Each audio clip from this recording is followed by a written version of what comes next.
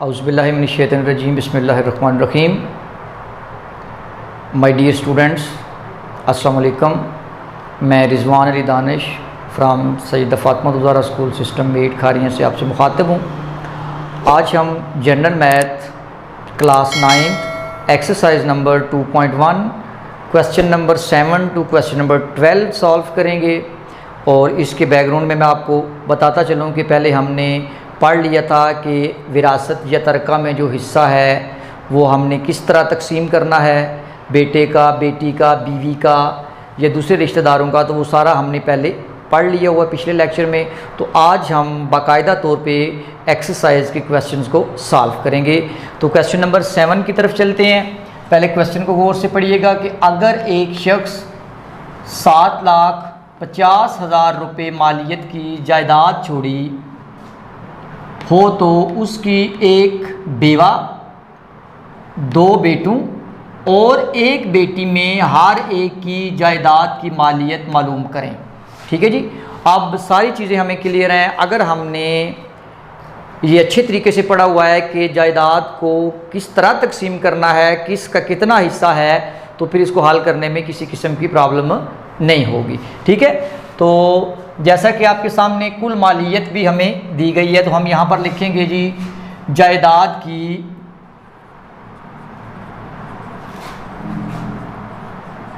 कुल मालियत कितनी है, 7,50,000 रुपये।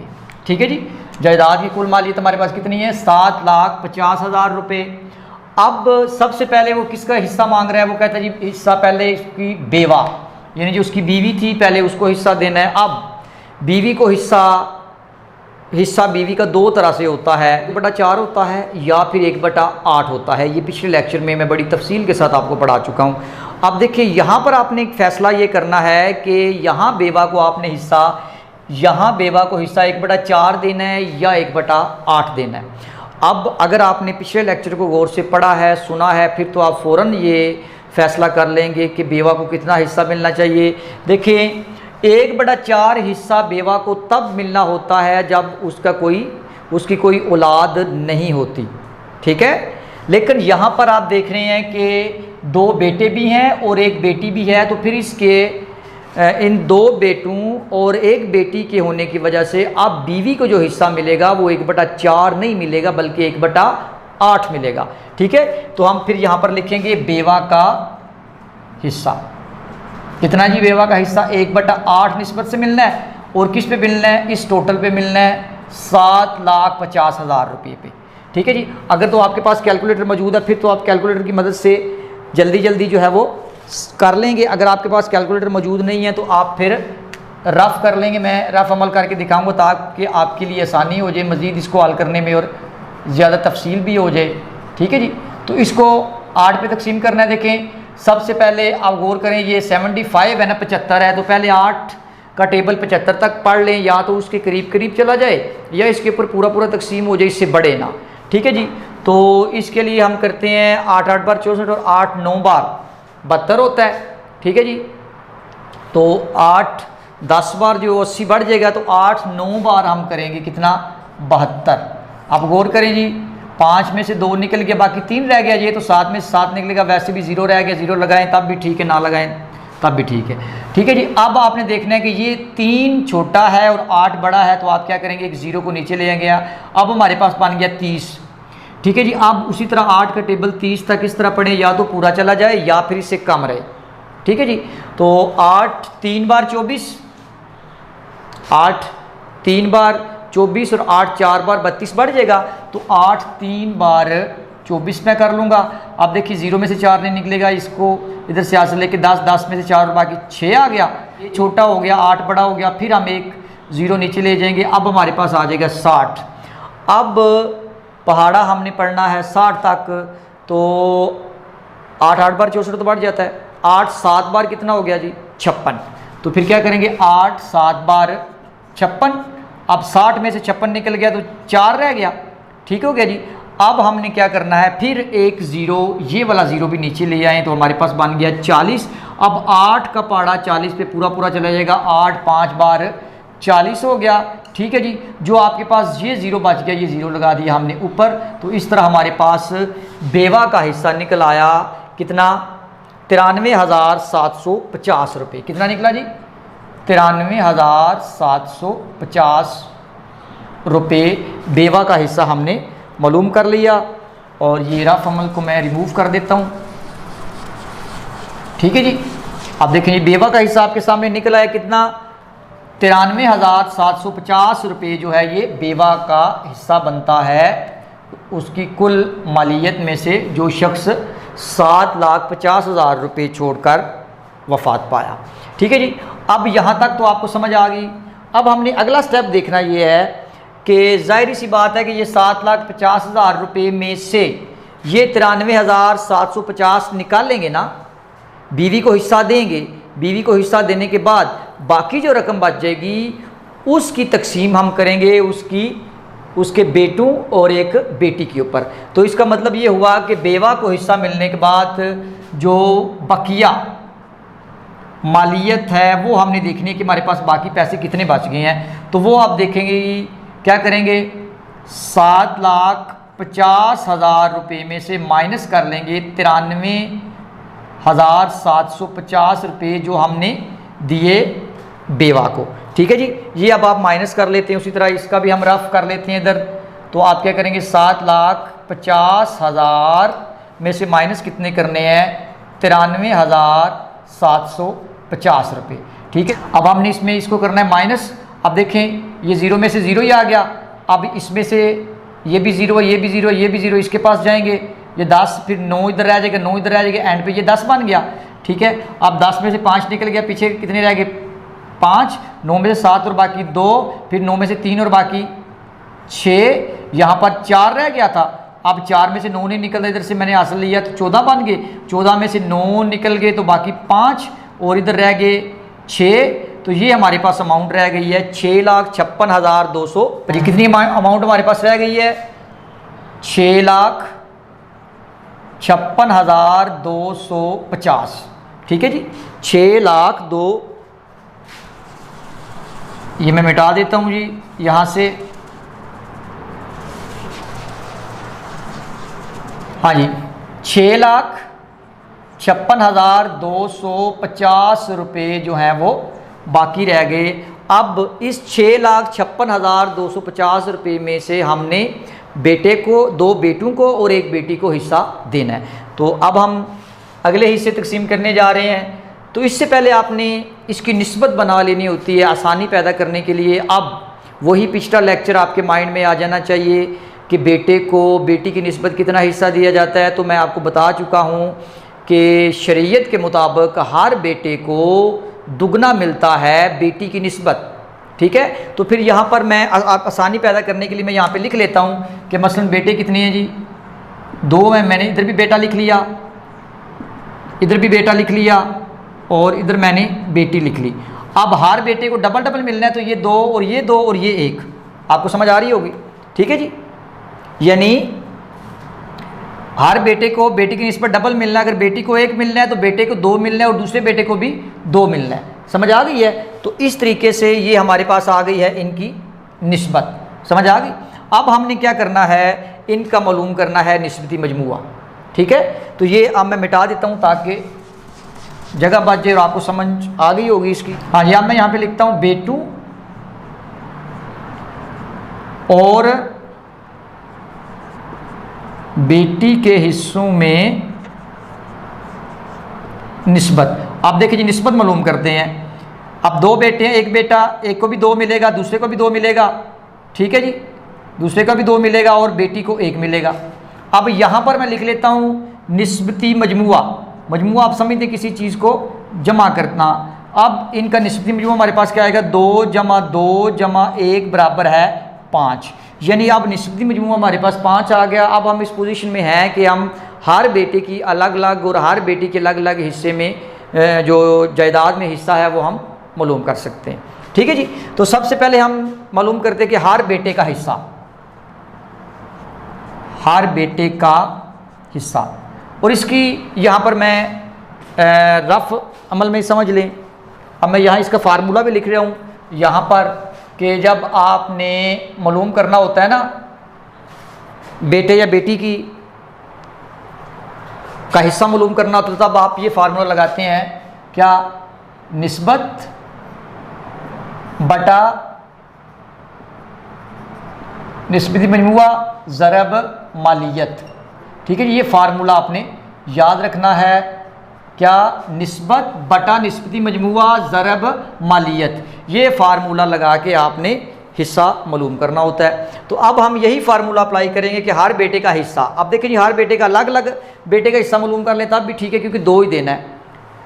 अगर इकट्ठा कर लें हर बेटे का तब भी ठीक है। हर बेटे का हिस्सा मैं मालूम करता हूँ निस्बत, अब हर बेटे की निस्बत 2 है तो मैंने 2 लिखा, निस्बत और निस्बती मजमुआ बटा निस्बती मजमुआ कितना है 5, ज़रब लिखा हुआ मालियत। तो हमारे पास अब मालियत याद रखिएगा, ये मालियत नहीं है, क्योंकि इस मालियत में 7.5 लाख में हम हिस्सा दे चुके हैं बेवा को 93,750।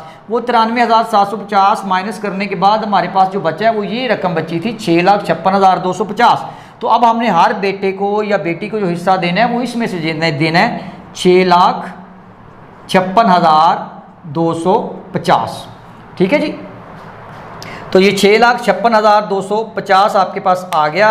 अब हमने क्या करना है, वही तरीकाकार इख्तियार करना है। 6,56,250 को अंदर रख के 5 पे तकसीम करेंगे और 2 के साथ ज़रब करवा देंगे कैलकुलेटर की मदद से, तो आपके पास जवाब जो आ जाएगा।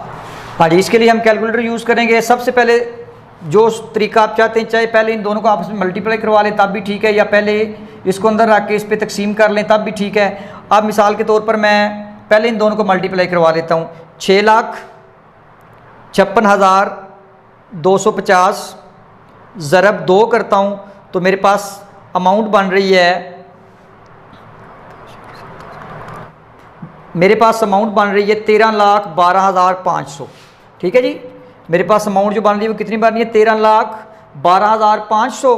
अब मैं क्या करता हूँ, फिर तकसीम करता हूँ 5 के ऊपर। ये आप लिख लें तब भी ठीक है, नहीं तो डायरेक्टली कैलकुलेटर की मदद से आप तकसीम करें, किसके ऊपर, 5 के ऊपर तकसीम करें, तो हर बेटे का हिस्सा आपके पास निकल आएगा कितना, 2,62,500 रुपये।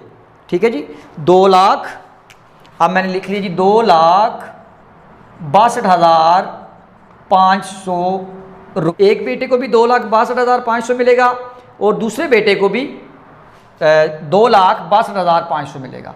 ठीक है जी, अब हमने मालूम करना है बेटी का हिस्सा। तो यहाँ पर हम लिखेंगे कि बेटी का हिस्सा, वही तरीकाकार इख्तियार करना है बेटी का हिस्सा मालूम करने के लिए भी, क्या, निस्बत। अब बेटी की निस्बत कितनी है 1 और निस्बती मजमुआ कितना है 5, ज़रब किस में से देना है 6,56,250 में से। तो वही तरीकाकार इख्तियार करेंगे। अब इसके साथ ज़रब करवाएंगे तो वो 1 के साथ ज़रब करवाएंगे वो उसी तरह रहेगा। तो अब मैं डायरेक्टली कैलकुलेटर की मदद से करूँगा, क्या, 6,56,250 6,56,250 तकसीम 5 करते हैं तो बेटी को हिस्सा मिलेगा 1,31,250। ठीक है जी, कितना मिलेगा 1,31,250 रुपये। ठीक है जी, अब अगर आप गौर करते हैं तो ये 1,31,250 इसका हाफ है ना। ठीक है, तो यहाँ से आपको समझ आ जानी चाहिए कि हर बेटी को बेटे की निस्बत आधा हिस्सा मिलेगा, या समझ ले कि बेटे को दुगना हिस्सा मिलेगा। ठीक है जी, अब अगर आपने अपने क्वेश्चन को चेक करना है कि क्या मेरा सवाल ठीक आया जवाब इसका, तो सारे हिस्से जमा करें एक जगह पे, और अगर वो उनका मजमुआ, सारे हिस्सों का मजमुआ कुल मालियत के बराबर आ जाता है, इट्स मीन कि फिर आपने तकसीम ठीक तरीके से की है। तो ये हम रफ अमल के तौर पे इसको चेक कर लेते हैं। इधर ज़रा गौर कीजिएगा। आप देखिए जी, सबसे पहले हमने देखना ये है कि बेवा को कितना हिस्सा मिला।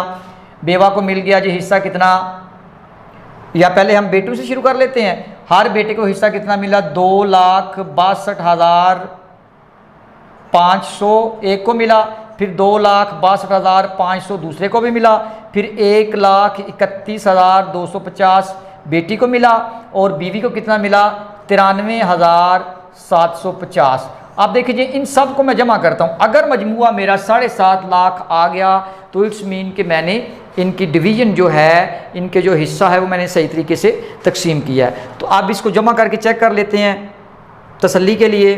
देखिए 2,62,501, फिर इसके बाद 2,62,500 दूसरे बेटे का हिस्सा भी जमा किया, फिर 1,31,250 जो है वो बेटी का हिस्सा जमा किया, फिर जमा 93,750 जो है वो हमने बीवी का हिस्सा भी जमा कर लिया। कैलकुलेटर के बिल्कुल एक्यूरेट आ रहा है, ये आपको नज़र आ रहा होगा 7.5 लाख। इट्स मीन कि हमारा जो जवाब है, हमने इसकी जो डिवीज़न की है हिस्सों की, वो हमने बिल्कुल ठीक तरीके से की है। ठीक है जी, तो इस तरीके से आप क्वेश्चन को चेक कर सकते हैं कि ये हमारा सवाल का जो जवाब है वो सही आया है। तो मैं उम्मीद करता हूँ कि ये क्वेश्चन आपको अच्छी तरीके से समझ में आ गया होगा। अब हम अपने नेक्स्ट क्वेश्चन की तरफ चलते हैं। हाँ जी डियर स्टूडेंट्स, अब हमने क्वेश्चन नंबर 9 करना है। पहले मैंने क्वेश्चन नंबर 7 करवाया था, 8 को मैंने स्किप किया है, यानी वो छोड़ा है। वो इसलिए छोड़ा है कि क्वेश्चन नंबर 7 और 8 बिल्कुल सेम है। आपने अगर क्वेश्चन नंबर 7 सही तरीके से समझ लिया तो 8 इस पोजीशन में आप आ गए हैं कि वो आसानी से उसको हल कर सकते हैं। तो अब हम चलते हैं क्वेश्चन नंबर 9 की तरफ। और ये क्वेश्चन मैंने इसलिए चूज़ किया है कि इसमें एक चीज़ ये है कि एक शख्स अपने पीछे बेवा और 15 लाख रुपए मालियत की जायदाद छोड़ी उसने, तो उसकी बेवा का हिस्सा मालूम करें। अब इसमें ना कोई बेटा है ना कोई बेटी है, ठीक है। तो ये सवाल मैंने इसीलिए लिखा है ताकि आपको ये क्लियर हो जाए कि बेवा को अब यहाँ पर कितना हिस्सा मिलेगा, ठीक है। हाँ जी, तो कितना हिस्सा मिलेगा ज़रा आप अपने ज़हनों पे जोर दें। हाँ जी बिल्कुल 1/4 हिस्सा मिलेगा। क्यों 1/4 हिस्सा मिलेगा कि आप ये बड़ी डिटेल के साथ पढ़ चुके हैं कि अगर फोतशुदा यानी फोत होने वाले बंदे के जो जायदाद पीछे छोड़ के गया है, उसका कोई बेटा या बेटी या उसकी कोई औलाद नहीं है, तो उसकी बीवी को 1/4 हिस्सा मिलेगा। अगर यहाँ पर उसकी 2 बीवियाँ होती है तब भी हर बीवी को 1/4 और 1/4 के हिसाब से ही आपने तकसीम करना था, ठीक है। तो उसने कहा कि अपने पीछे एक बेवा छोड़ता है और 15 लाख रुपए छोड़ के जाता है, तो इस लिहाज से अब उसको 1/4 हिस्सा मिलेगा बीवी को। तो बिल्कुल सिंपल सी बात है, आप लिखेंगे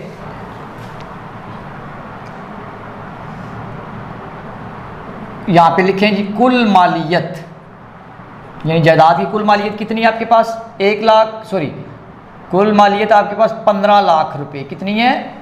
15 लाख रुपए।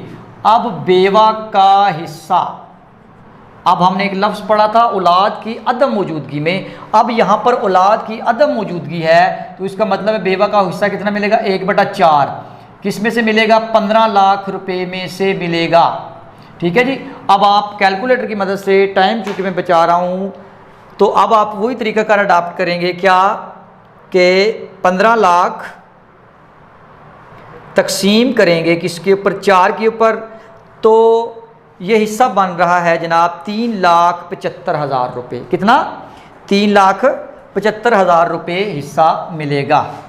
3,75,000 रुपये बेवा को हिस्सा मिलेगा औलाद की अदम मौजूदगी में। और मैं उम्मीद करता हूँ कि ये क्वेश्चन आपको अच्छी तरीके से समझ में आ गया होगा। अब हम अपने नेक्स्ट क्वेश्चन की तरफ चलते हैं। हाँ जी स्टूडेंट्स, अब हम अपने नेक्स्ट क्वेश्चन की तरफ चलते हैं। Question number 11। पहले मैंने आपको क्वेश्चन नंबर 7 करवाया है, याद रखिएगा क्वेश्चन नंबर 7 और 8 सेम है। अब आगे क्वेश्चन नंबर 10 आता था, लेकिन मैंने 10 को स्किप किया क्योंकि क्वेश्चन नंबर 10 और क्वेश्चन नंबर 11 सेम है, ठीक है। अगर मैं आपको क्वेश्चन नंबर 11 करवा रहा हूँ ना, तो ये आप समझ लें कि 10 भी आपका इसमें क्लियर हो जाएगा। इसी तरह क्वेश्चन नंबर 9 जो मैंने करवाया है, याद रखिएगा क्वेश्चन नंबर 9 और क्वेश्चन नंबर 12 ये बिल्कुल सेम है, ठीक है जी। तो अब हम क्वेश्चन नंबर 11 करने जा रहे हैं। हम देखते हैं कि उसने हमें डाटा कौन सा दिया हुआ है। कहता है कि असगर ने एक जायदाद 4,80,000 रुपये छोड़ी, उसने पीछे एक बेवा, 3 बेटे और 4 बेटियां छोड़ी, जायदाद में हर एक का हिस्सा मालूम करें, ठीक है जी। अब यहाँ पर ये बात क्लियर हो गई कि उसकी औलाद मौजूद है। जब औलाद मौजूद होगी तो फिर बेवा का हिस्सा कितना मिलेगा, 1/8, ठीक है जी। तो सबसे पहले तो हम लिखेंगे यहाँ पर क्या, जायदाद की कुल मालियत, कितनी है जी कुल मालियत? 4,80,000 रुपये। ठीक है जी।